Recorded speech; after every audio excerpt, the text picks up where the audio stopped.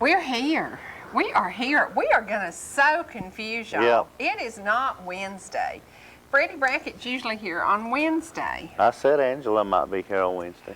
Well, Angela's actually going to be here on Thursday. Abby Collins is going to be here tomorrow. We are really going to confuse y'all this week, but we just decided if we mix it up, it keeps you on top of your toes. Then when we play trivia, we can just ask you a number of questions.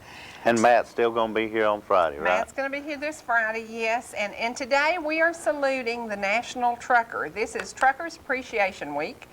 And today we have, Freddy is here because we have a very special guest who knows a lot about trucking. And he told his young nephew, if you're smart, you will not get a CDL and you will not drive the big truck. He forgot to tell his children the same thing, and his children all drive the big truck. You know, two of them made a career in trucking. Yeah. They learned from the best. Their dad taught them well. And I think that's something we want to talk about today. Quite often a family business doesn't work because the next generation wants nothing to do with what daddy's done all his life. And H&H Haulers happens to be lucky. A couple of his guys like trucking. Now, one of them in particular likes the mechanicking on it. Greg likes the mechanic but likes to be close to home. Chris will take a trip and go just about anywhere. They are both super good mechanics. And you remember that night that we were coming back in from, I believe it was Kentucky actually, but we had cut across and got on. Chris had volunteered. Yeah, and we cut across and come down 81 into Knoxville, and right on this side of Knoxville, and he Freddy's passes us. Chris passes us. He had, you said, I think that's your truck. And I said, nah, he's already gone home. That was our truck. So we, from Knoxville in, we followed him in. And, we did. And what, you remember what I said about what Chris? A good driver. He never did touch the line on either side with that trailer. Right. That just, and here I am in that motorhome probably doing this. And well, it is a generation of new truckers. It is a generation of female truckers. It is a generation of families. Husband and wives have both lost their jobs and gone to CDL school, and actually now on the road together are supporting their family. It is a very new generation of trucking. With the new generation comes the highest fuel prices in history. Tires are out the roof. Insurance is eating us alive, but families still choose to be in the trucking industry. And that is very important, because without the American trucker, do you know when you went to brush your teeth this morning, you wouldn't have had toothpaste. When you went to sniffle and get a tissue, you wouldn't have had a tissue. The American trucker, and I challenge you to do this, walk through your house this morning and find one thing that a trucker hasn't been responsible for you getting, whether it be the tissue in your home from the trees, the pulpwooders, and that's a guy who really needs credit. A dangerous job. Many times you don't get a big howdy welcome to home because you come in nasty and dirty and just, oh my gosh, what a tough road to go. Timber cutting and hauling that timber, one of the things that I'm most scared of is a logging truck, because those guys got a lot of weight behind them, got a lot of pressure on them, and we have to say such respect to them, so much respect. But there are so many different things that are trucked, from sand to diesel fuel to gasoline, and those are one of those jobs I would never pull a tanker. I can't even imagine the pressure of having, and I don't know, we need to ask Gene about this, I don't know how many thousands of gallons are behind these guys. But you talk about a fiery explosion, you know. Every day that these guys choose to crawl up in a big rig, they take their life in their own hands. Yeah. And as individuals, you can help the American trucker by being aware of your surroundings when you're driving. Don't cut them off. Don't pull over in front of them. Don't slam on your brakes expecting them to stop on a dime with 80,000 pounds behind them, because it ain't happening. It ain't happening. Now, you have been in the big trucks and you have a CDL. You have no desire to go on the road, do you? No. No. A lot of people say, boy, I'd like to be a trucker, and I could see the states. Country, then. yeah. And you definitely can do that, but like one of your drivers stays gone, what, at least 95% of his Yes. time is Yes. spent on the road. Yes. And I just can't imagine being gone. Somebody told him that if you left Ball Ground and couldn't get home by dark, you couldn't be a national trucker, Yeah. and that was kind of the kicker. So now, you know, Gene's been in it since he was about 17 years old. He was a diesel mechanic, went to Chicago. Now think about this. You imagine this as you, Freddy Brackett, 17, leaving home and going to Chicago to be a diesel mechanic to go to school. Would you have ever done that? I can't imagine it. You know, back in 1995, and I was a little older than 25 at that time, I went to Elkhart, Indiana. That's the farthest away I'd ever been by myself, and I was so longing for Ball Ground. I love it. I love it. Ball Ground, he missed you. That is so funny. And that was just one night. How long was Gene in Chicago? Weeks, because he took a course up there to be a diesel mechanic. So, and the course paid off because he came home and his kids are two of the best diesel mechanics in the country. They know how to fix it. And that is one of the things we're going to talk about in trucking today. One of the edges you have is if you have a driver who knows his business, if something little happens, he can fix it, and it saves you hundreds and hundreds of dollars. And I mean, we can give an example. Chris was driving for me, doing a great job, gets out to Laredo. Something happens, and Chris goes to the KW dealer, buys the part, and fixes it himself. Well, they had given us a quote, $1,200 to fix it, and I think the part was less than $3. So having a mechanic I wonder if Chris board, got a little extra for... I think I did give him a little extra. I probably ought to give him a little more. Shut up. I love Chris. He's such a good guy. I wish there were multiples of Chris. We could put him out here on the road. He is one of those guys who does know what he's doing on the road and does take care of it. That is a big part of trucking today. And that's one of the things, the new generation, if you were a stenographer who lost your job and you got a CDL and you got in a truck, you might not know anything about the mechanics. And I think that's one of the things we're hurting on, because a lot of the new truckers really don't get the mechanics of the trucks. Now, the big truck that we had, that newest Kenworth, 2011 Kenworth, had had some extras in it that you have to have an additive. Trucking is changing a little bit. And with emissions regulations, I think that was why it had to have it, because of going into California. With emission regulations, it's going to cost the trucker more money. It's going to be a bigger headache.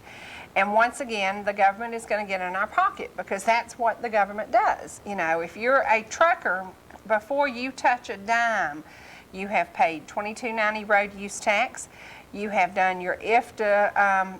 Your quarterly taxes are one of those things that eat you alive, and that is the government in the trucker's pocket.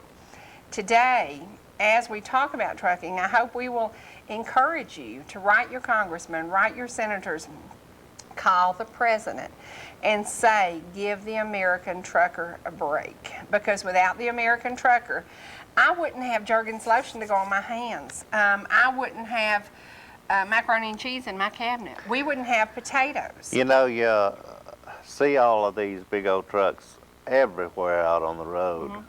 And all these taxes that all these truckers are having to pay for. Where do you reckon the money's going? Need I say more? We don't know. But we're going to talk about that, because there are so many taxes on the American trucker. When you do your tax, you pretty much know what tax pattern you're going to be in, you know, based on your income. The American trucker is basically penalized for doing well. And that is one of the things that we want to talk about. And we want to say good morning to Bandy Trucking up in Blue Ridge. Good folks who've been in business over 35 years. We want to say good day to Lance Trucking. He's got tons of drivers out on the road. Lance is one of those local boys who done well, but he has had to, he's working like 7-day weeks to do this. He's made it through the hard times. He was like us, do a little adjusting, a little shifting, do this, do that, do whatever you have to make it. And H&H Haulers is lucky enough, he grew his help. His wife birthed his help. I mean, he's got it made. He has got some good drivers and some good mechanics. So we're going to talk about family trucking when we come back. I guess it paid off to have all boys, didn't it? It did. It did. Well, he might have had a girl drive a truck. If it'd been a Hyde, I'd say it drove a truck. So, do we have any birthdays we missed yesterday or anything? Well, Everybody cool? Did we get? none that I'm aware of, but today is, if Bill Monroe was alive today, he would be 100 years old today. That's right, Yep. 100. The father of bluegrass. Now today we hope we're going to be able to play the #1 trucking song in America anywhere, anytime. And did you send that truck? Is it going to play? Did y'all find it?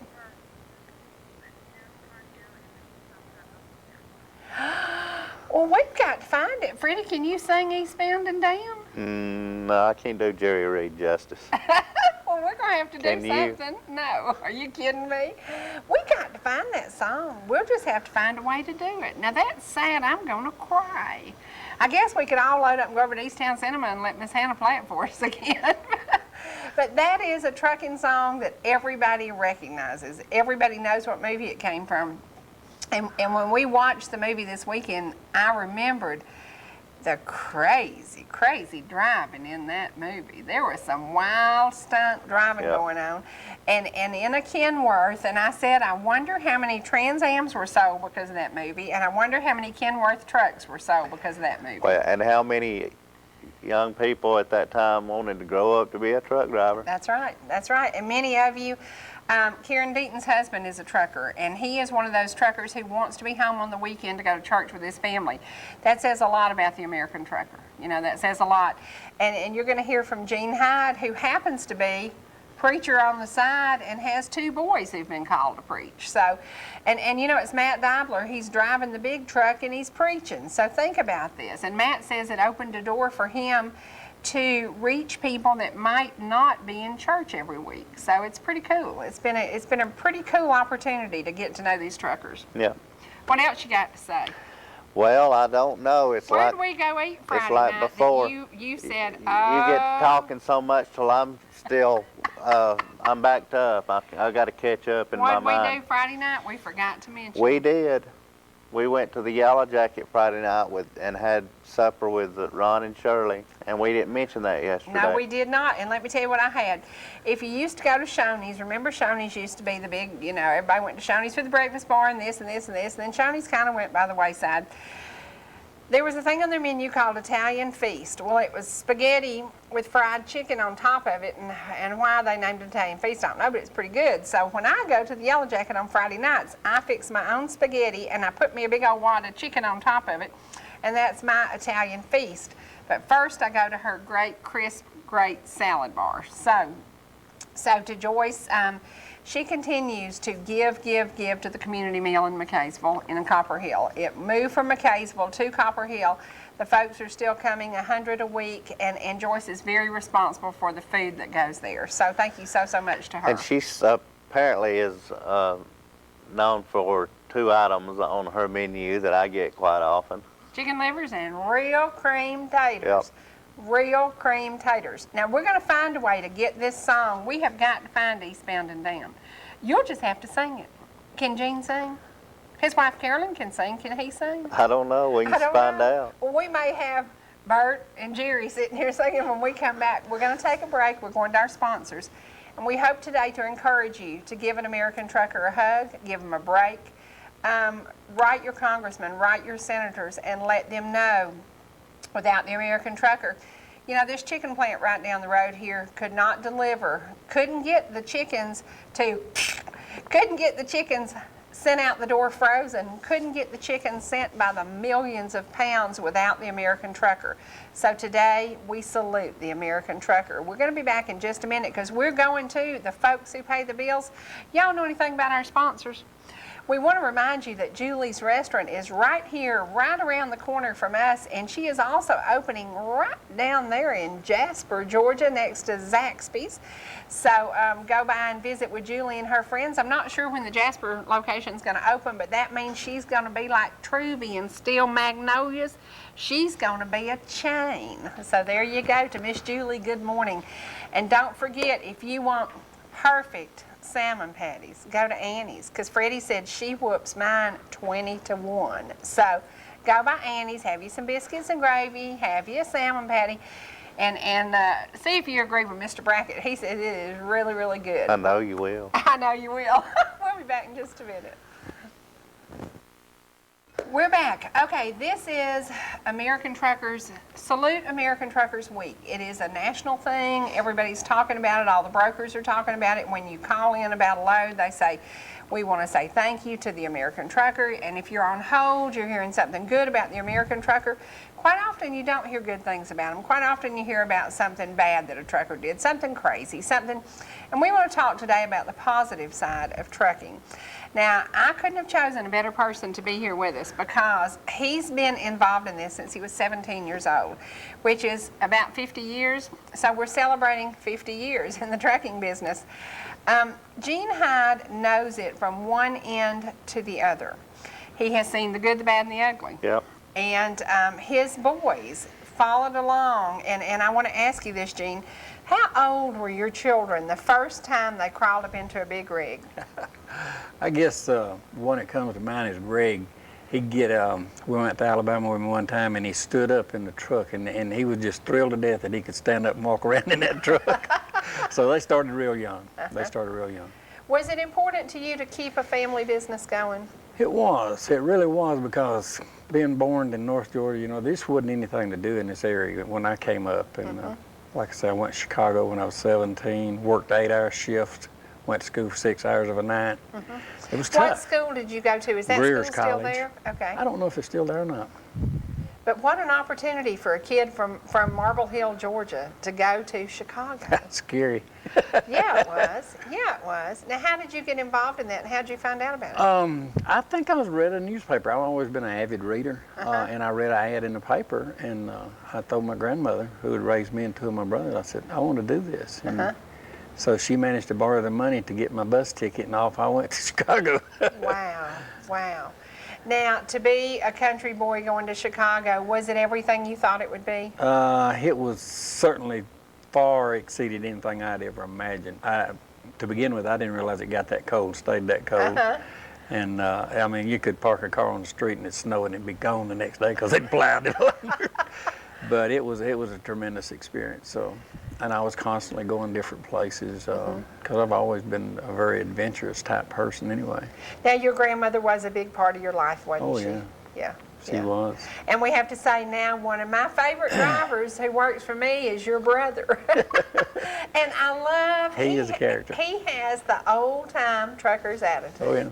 He is such a good guy. He is. And he's almost retirement age. He could be sitting at home, but it's almost in his blood. And I said today, if we had an IV today and we tested your blood, it might have diesel fluid running through it. Yeah. Yeah, or some kind of additives. Yeah. They've got in it nowadays. Now, your business is truly a family business because your wife Carolyn is very involved, and we might say Carolyn is Freddie's mama's sister. Right. So there we go. There you know, go. family connection. Family connection. Family connection. But it is a family business. It is a family business. Now, Carolyn does as far as managing the loads and the paperwork and listening to the calls and dispatching the trucks. And then you had been on the road for a long time, and now you're doing specialized hauling. That's true.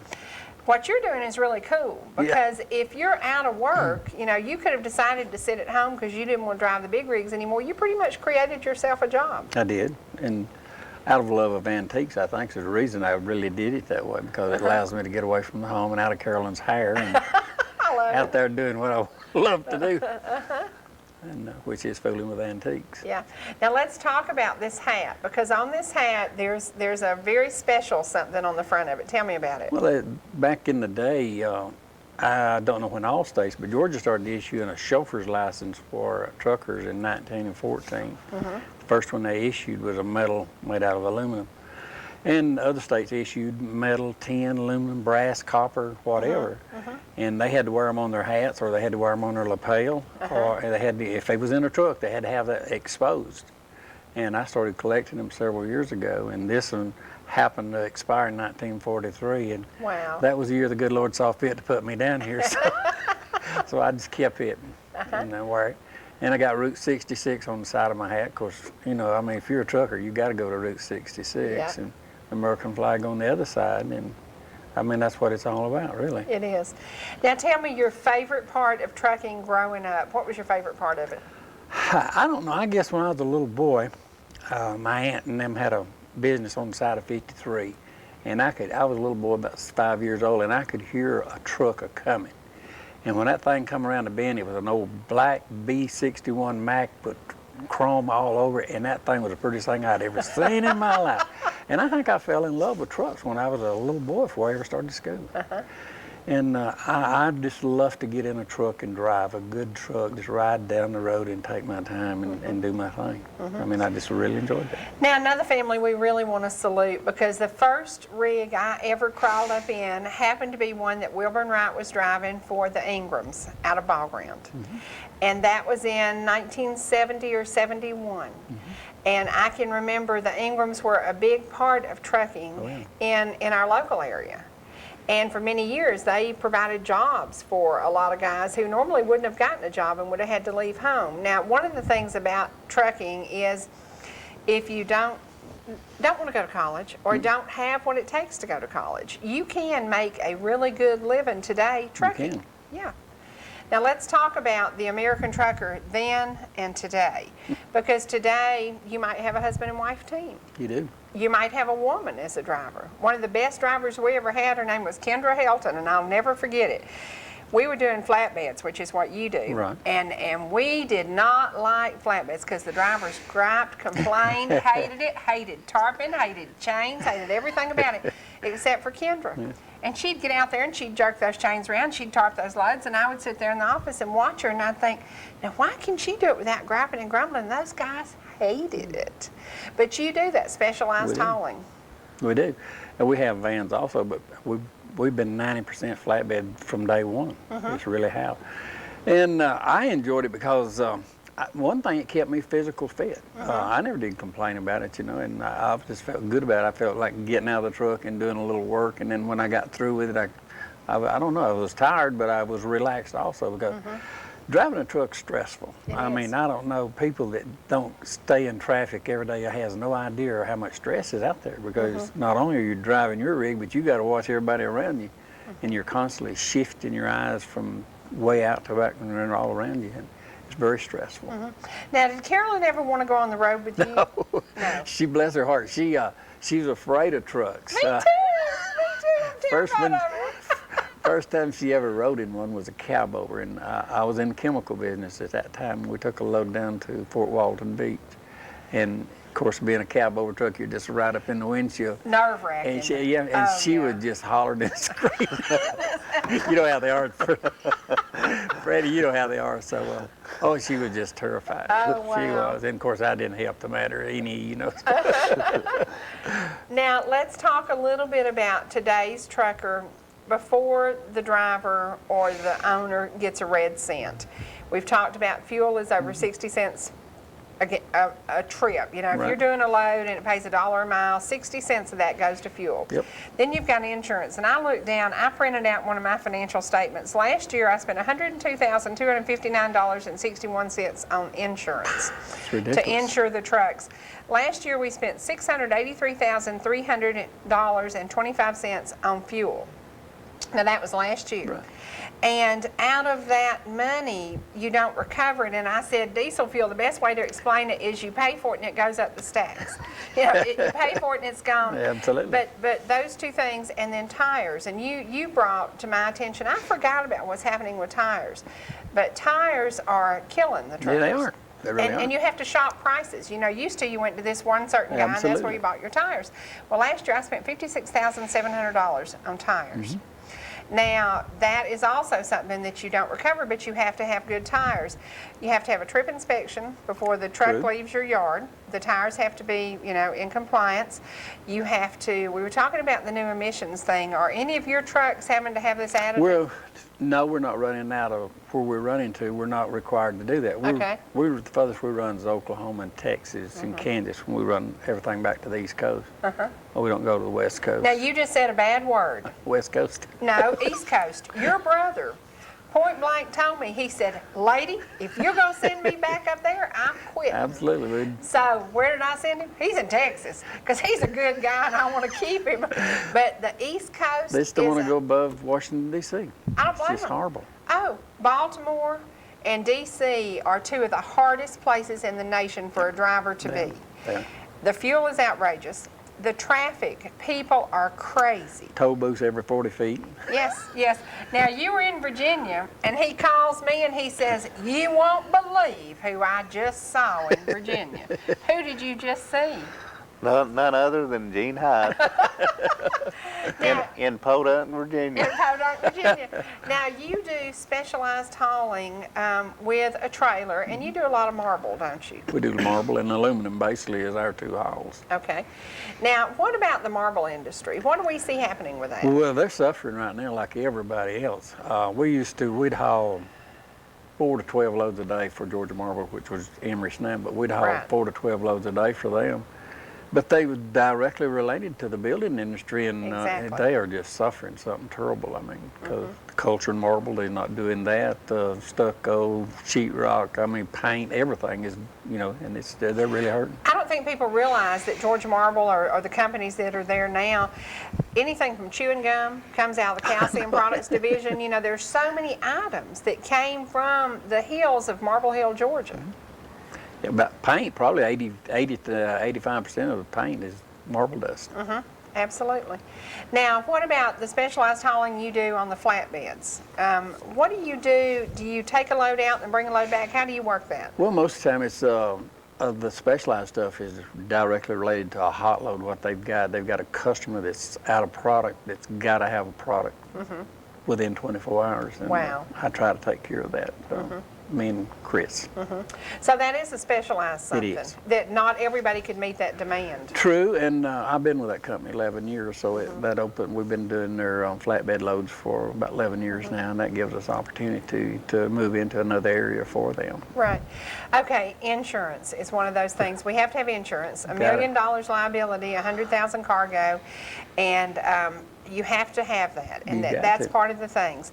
Now, you are lucky enough to have really good mechanics that you grew and raised. You are so fortunate. That makes such a difference. What about your drivers? Let's talk a little bit about your drivers. They either love it or they hate it. Absolutely. There's no in between. There's no middle ground in trucking, is there? No. There really isn't. You got to be a serious trucker, you got to be a kind of loner type person. He doesn't understand that. We were talking about that, weren't we? Because you said you can't imagine being gone from home so long, but it's that you're in your domain, aren't you? Yeah. I tell people all the time I get along with me better than I do anybody else, so I don't have any problems with that when I'm out there like that. And I do a lot of reading and a lot of thinking. I guess I'm related to Loretta Brackett because like when on my trip up to Virginia, I thought, gosh, what if I got sick or something? That sounds just like your mother. She went with us to the farmer's market. Can you believe that? Someone was in the hospital, some family member was in the hospital, and we got down there, and I took all the sisters, Carolyn, Selma, and Doris, and Loetter, and I wanted to go to the farmer's market to get some watermelon of all things. So I took them all down there. That was like taking them to Oh a my far God! country, wasn't it? They used to sing, and it was called the family circle, and I call it the family circus because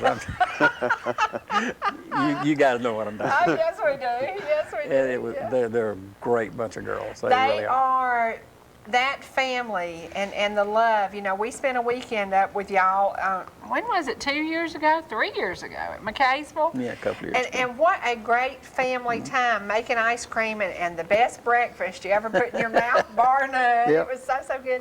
But what a great family fellowship. And each of y'all love each other, and each of you come to each other's aid. I think that's the coolest thing. I've been in that family about 50 years now. I've been married into the family coming up 46 years before long. And I have never known of those 4 girls having any problems. Yes, Never yeah. known of them having a problem with Yeah, them. And that's just remarkable. They are amazing, and they just are the kindest bunch of people I They ever are. saw. Yeah. They're very compassionate, a loving, caring bunch of And you know, it's funny, but when you show up at the funeral home, they're one of the first ones there. Yeah. Always doing for somebody yeah, else. cooking, So, taking that food, yeah, that's right. taking the food. Okay, let's talk trucking today. When you first started, can you remember what your first gallon of diesel fuel cost? Way down there. I'm thinking when I started, it was probably 42 cents or somewhere in that neighborhood. I remember having receipts for 47 cents a gallon. And then I remember when it jumped to 57.9 and we said, well, we're just quitting. Yeah. We're just quitting. We're not going to do this anymore. I am not going to pay 57.9 for fuel. I think 78 cents is stuck in my head for some reason. It got to 78 cents, and I thought, my God, what are we going to do? Yeah. Sheesh. Now, Gene, today an average truck, and we talked about this last night, Greg's truck was bought in 1995. Yeah, I bought him. He did a few, but I bought that one. He's still driving today in 1995 and gave it to him. And he's still driving it today, so it can cover, how many miles do you think's on that truck? He's got 1 million miles on his truck, and the engine's never been tore down. In fact, I don't think it's ever had but 1 injector put in it. Well, it has to do with the driver's driving does. habits, doesn't it? It's all about maintenance. Yeah. All about maintenance. Yeah, and the one that Chris drove for me had over I think they told me 2.6 million, and he loved that truck, and Sure. he took such good care of it. It makes such a difference. I bet it was a better difference. truck the day he got out of it than it was when he got in it. Absolutely, absolutely. And I love that about these boys. Now let's talk about what else your boys do, because a couple of them have been called to preach. They have. It's that came by way of my way about 20 some odd years ago. The Lord told me that He was going to call 3 of them. 2 of them is, and I told my wife that, and 2 of them has told it. And both of them is preached. Greg preached at Car Rent, and Rodney's preached over. He goes to Waluska, so he goes to church over there. And, our pastor at Yellow Creek asked for Greg's number, so I expect him to be at Yellow Creek in the very near future. But that's a blessing. You know, not only showing God's love for the family, but to call one of your children is truly a blessing to me. Now, one of the things you and I talked about, I think that you reap what you sow. You do. And I will give you credit. You have been an awesome dad. You have been an awesome business person. You don't put the screws to anybody. Nope. You're very fair. Yes. And I think that reflects in your life.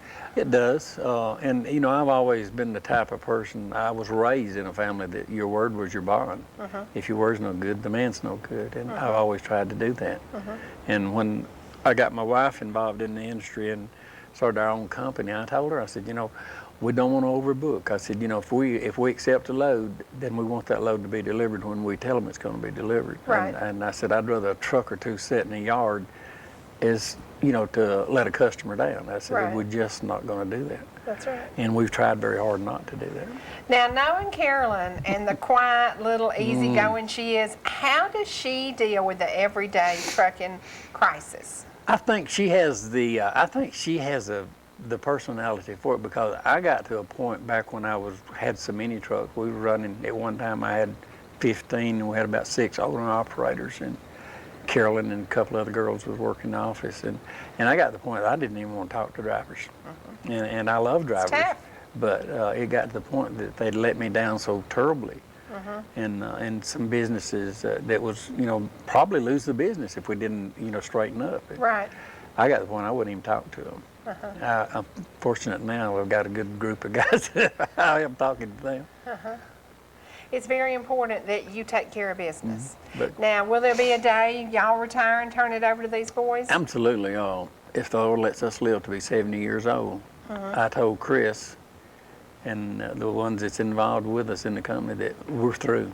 We're not going to answer the phone as H&H haulers anymore. After 70. Okay. If we make it in another year and a half, we're through. We're through. And they can have the company. They can park them out there in the field, do whatever they want to do, but we're through. I just, it's been a good life. It's supported my family at putting food on our table. And we got a granddaughter that works in the company. We got 3 of our boys that's involved in the company. And my oldest son, he's a super mechanic. He's works for Williams Detroit. He does Detroit engines from these locomotives, 16 cylinders or whatever, you know. Wow. And so we've got a good group of people, and I'd love to see the business continue, and I think it will, because Chris, unfortunately, is kind of a whole lot like his dad. He loves trucking, and I think he'll keep it going. Right. And Greg, he's probably going to stay in it also. So. Well, it is a choice, and it's a good way to make a living. And you know, we said from $55,000 to $62,000 a year is not a bad living in today's world. It's not. Plus, you get to see things. And I said, Yeah. that's one of the things. I had some really good husband and wife teams, and they truly enjoyed the time they spent on the road together. Absolutely. And I've always wanted to see Montana. Have you ever seen Montana? No. I've always wanted to see Idaho. I've never seen it. I've always wanted to see Washington and Oregon. Never seen any of it. We have trucks every week who go. We specialize in the West Coast. Right. And I want to see the West Coast so bad, but I don't know that I want to see it through the windshield of a big truck. I don't know. But it's a great opportunity. It is. It is. It's allowed me to go places that I would have never went had it not been for doing that, you know. And you see some awesome sights out there, and you see some places you want to take your family back to. I tell Carolyn all the time I want us to get us a motor home and go do this or do that, you know. And she's like, Cloetta, what if something happens? I'd have to get back to my own Yeah, what if something happens to one of the kids? I said, Mom, we can jump on a plane and be back home quicker than you could if you was in the mountains in your car. I mean, Yeah. it's not no big deal. Yeah. But she just don't want to do it. Now, when did you develop a love for antiques? Because I know that is one of the reasons you like being on the road. I don't know. I guess my first car was a 39 Ford, two-door sedan. My grandmother raised me. She's a little white-haired lady about like this. Everything she had was old. And I don't know, I just always had a love for antiques, and I always had antique cars, a few, and then I got to collecting banks of all things. And I got. Now, you have a huge bank collection, I do. don't you? Yeah. I have some mechanical banks, cast iron, and various things like that. And I just love stuff like that. And I think what antiquing is finding something, the chase, you know, and finding it, and then being able to barter for it or get it, and is where the challenge there. I love that. Yeah. Now, y'all had a little antique store, didn't they, in Grandma Haynes' old house once upon a time? There and in town. Yeah. Yeah, we had one there in the old house place, and then up around town. Well, the sign's still on the window up there. Yesterday's and what is it, yesterday's treasure or something like that. But it's still there. We at that particular time thought we had the trucking company sold, and I had quite a collection of antiques, and well enough to fill that building up. And so we opened the store, and we were just going to do antiques. And of course, that's about the time fuel started. Right. And these people backed out on us, and we didn't sell the company. Well, we had hoped today to be joined by my cousin Gail is the only person I know smart enough in trucking to have gotten out at the right time. Yeah, they did. Boy, you talk about lucky. I mean, Gail made a decision one day, just in one day, to end a business that they loved and had done it for years and years and years. And her husband is one of the best truckers in the world. But they made a business decision, and it was a very, very smart decision. It ended up working well for them. And they decided to quit. Were there ever times, if your boys hadn't come on board, would you have already quit by now? Oh, I'm sure it would. Because of my health reasons, I'd have been forced to, because I can't do the maintenance work that I once did. I'm just not able to do that anymore. And had it not been for the boys, and would have got out probably 3 years ago. Now, Greg is married to Sabrina, and everybody knows they have Jackson, and then Chris has a couple of really cute kids. Yeah, He's very involved in their ball games and different things going on. They're both good family guys, aren't they? Oh, yeah, yeah. That was one thing, growing up with that many boys, you know, I never would let my boys fight, never would let them hit one another. I'd let them argue and discuss things. But I always told them, you know, brothers just don't do that. You don't ever want to do something to your brother that you'll regret. And I'm sure down behind the chicken house, because we had a chicken farm once, I'm sure there was a few hits down there. But in front of me, I've never seen one of my boys hit his brother. Wow. And just didn't believe in it. And just raised them that way. Raised them to be Christians, took them to church on Sunday, and told them that there was consequences for things that they did wrong. And And me and Carolyn punished him. And they said we were probably the meanest parents in the world, but you know, the boys turned out good. And I know, to me, the greatest compliments I have is people tell me what a polite young man Greg is, or Chris, or Alan, or whatever. Yeah. And it is. That's a blessing to me. Now you've got one now that is in training for something. Can we talk about that? Possibly. Okay. What is David doing? David is boxing. He's been training there for 3 years. He was a overweight boy. He weighed 400 plus. Wow. He's 6'5" and he weighs 230 pounds. Hard as a rock, and wants to go to the Olympics next year. Wow. Is he ready for it? I don't know. He was in with a pro fighter and got cut. Got a pretty good cut. I saw a difference in him after the cut. He didn't slack up with his training, but I saw a difference in his attitude. You know, you can tell attitude's one thing, but he's still at it. I mean, he gets out in that sun at 3 o'clock in the afternoon, runs for an hour, and right around our house, just round around that driveway. And he goes to the gym and he does this and he does that. Plus, he's a musician. He plays with 5 different bands. They say he's one of the greatest bass players in the United States. Well, I want to ask you something. He had to have gotten a little Blackwell gene in him, because the Hydes you're short, most of your brothers are short, and David's 6'5". Did he get a little Blackwell in him? Well, I think he's just like my dad. My dad was that size. Okay. He's almost a carbon copy of my dad. Wow. Yeah. Wow. Carolyn always thought he was, you know, from the Blackwell side.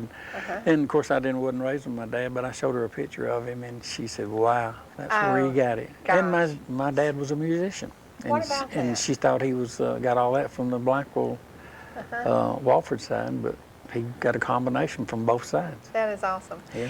Now, what is your goal for your children? What do you want to see your children do? Be Christians. That's very be important to you, independent. isn't it? It is. Independent. I got with a chemical company and had a great job 30 years ago, making almost $50,000 a year with an expense account, company car, and all that. And they just walked in one day and took my job away from me. Wow. And said I no longer met their expectations.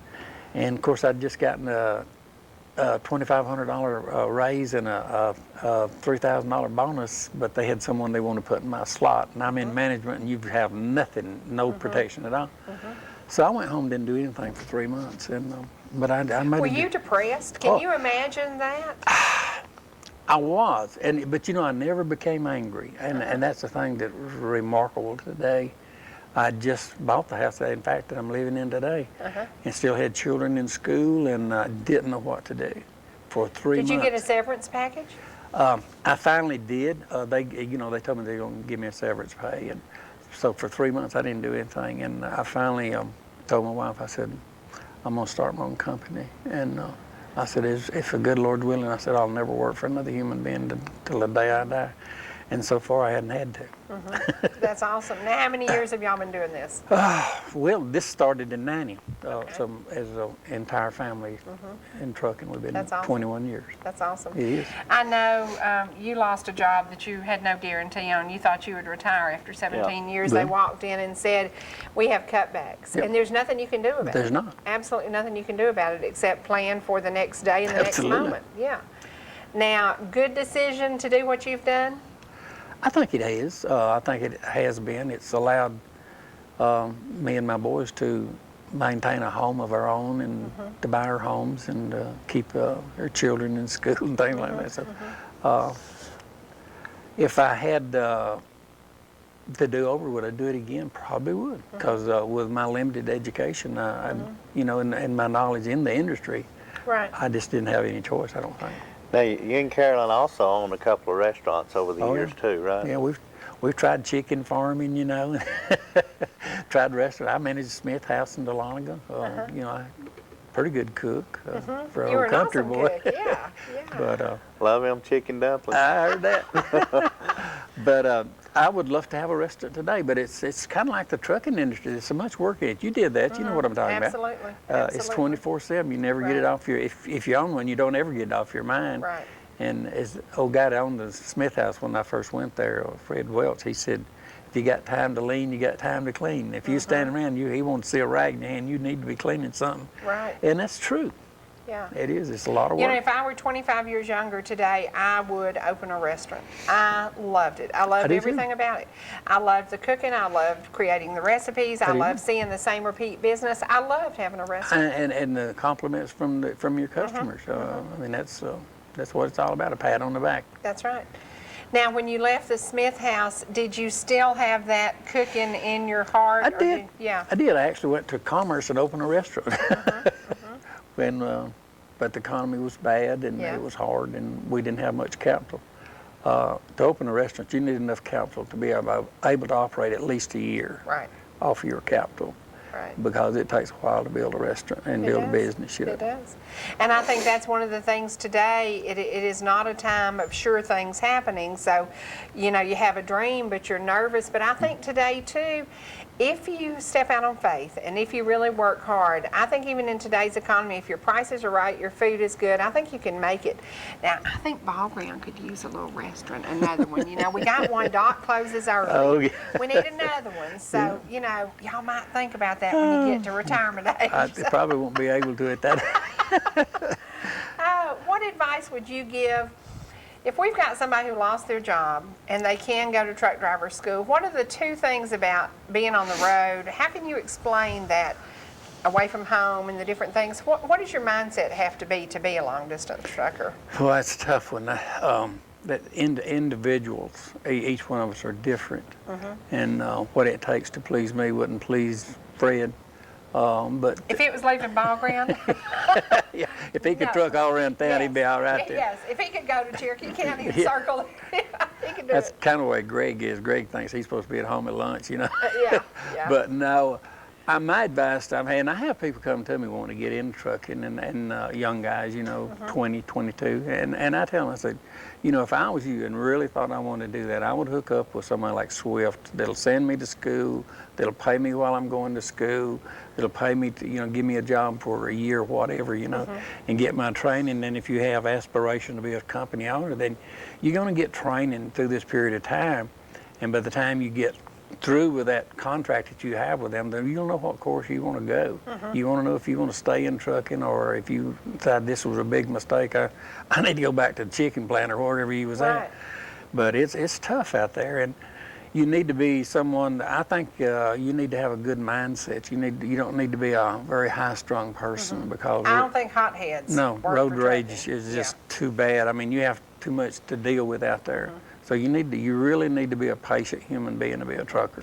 I have a driver who yesterday described trucking better than anybody I've ever seen. He said that you can consider a tractor and trailer a missile that will destroy yeah. anything in its path. And Absolutely. so it is important, you as a driver of a car, you need to, you know, be aware of your surroundings. Sure. Don't pull out in front of a truck. Don't slam on your brakes in front of a truck, because that is truly a missile who will destroy everything Absolutely. it possibly hits. But it is also, I saw a driver and his young son get killed one day because a car swerved over in front of the truck. And the truck tried to avoid the people, and he and his 9-year-old son lost their lives. And I said, right there, you in a car are responsible for what happens to that trucker Absolutely. many times. And a lot of times you turn on the news and they go, oh, well, that truck wrecked, that truck did this, that truck did that. Many times the truck has done something to avoid hitting a car Absolutely. who pulls out in front of them. And I Absolutely. think that's so important. Yeah, and you know, you probably in Atlanta, you probably have 500 car wrecks every day.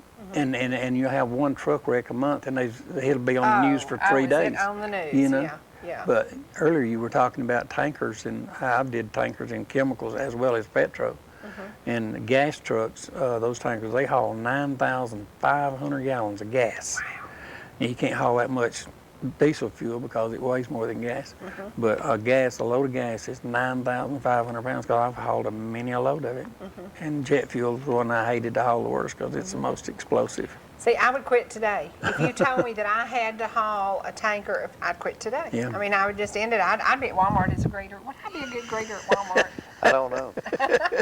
We've got an anniversary. As many truckers as there is out on the interstates, you know, the more accidents that you hear about them, it's really, Oh, it is. it just goes to They show are there's got, professional. yeah. They are professional. Yeah. they actually save accidents. I really believe that. Absolutely. Because you'll see something and you'll avoid it, you know. Well, we've got an anniversary we've got to do because these people have been married 54 years. So, boy, do they need recognition.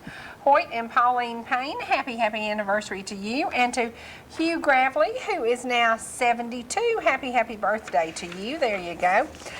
Jean, I so respect what you've done with your children. They are amazing boys. They are amazing boys. And I know that this family business is very important to y'all.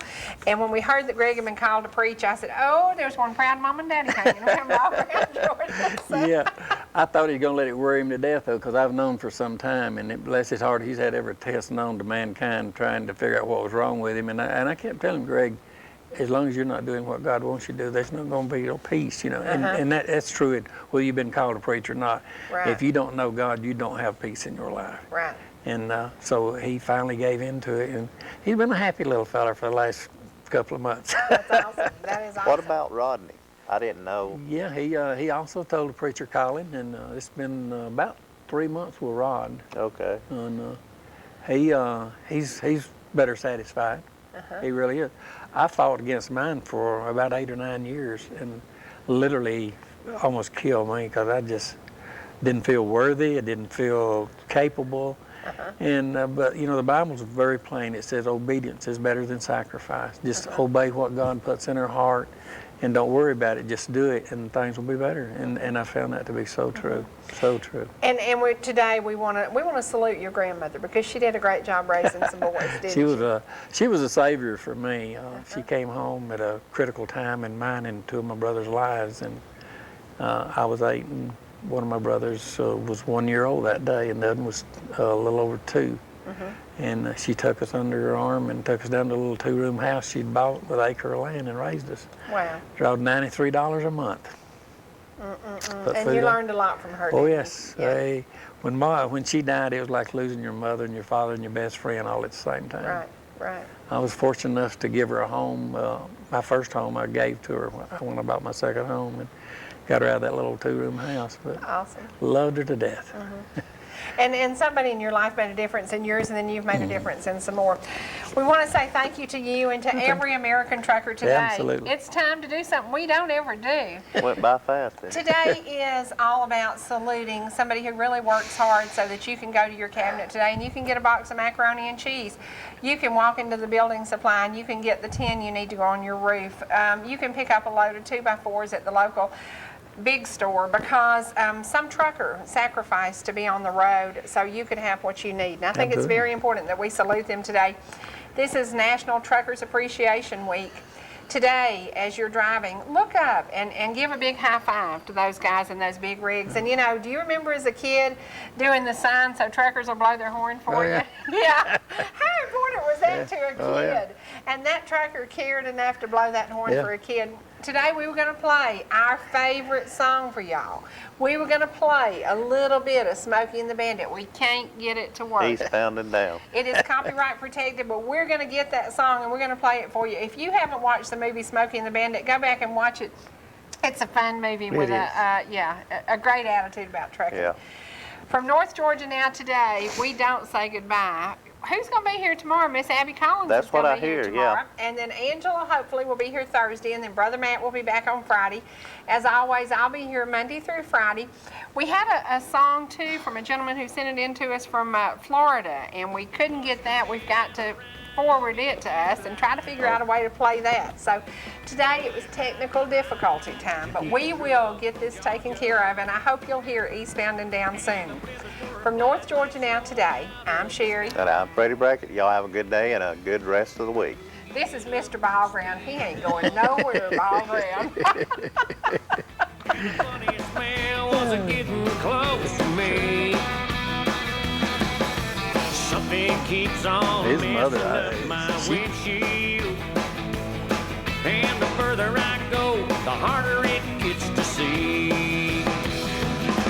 Chicken truck, behind it I'm stuck. Chicken truck, ain't it just my luck? Chicken truck on Highway 65. Well, the hens are squawking and the roosters are crowing. He's a slowing me down when I need